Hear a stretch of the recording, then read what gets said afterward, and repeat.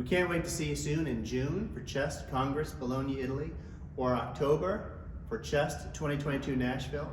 But we appreciate that for all of us, it's been a long time since we've seen our friends and colleagues in person. So we put together this brief tutorial. First, if you're feeling uneasy, can't go wrong with the fist bump or the elbow bump, or even totally hands-free with the nonverbal acknowledgement. But we do think the handshake is coming back. So just as a reminder, it's firm, single pump with eye contact. A couple don'ts include don't do the early grasp and avoid the delayed separation. And don't do multiple consecutive pumps. It's a little strange and frankly limited to cardiologists. One advanced two-handed handshake technique you can try is known as the governor. But we believe that you're going to be so overwhelmed with joy to see your friends and your colleagues again that the hug is coming back.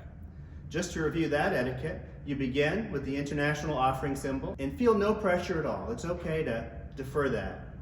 But if you decide you're into it, you reciprocate, and there we have it. And you're authorized a total of 2 back pats. So start practicing, and we can't wait to do these with you soon at our next Chest event.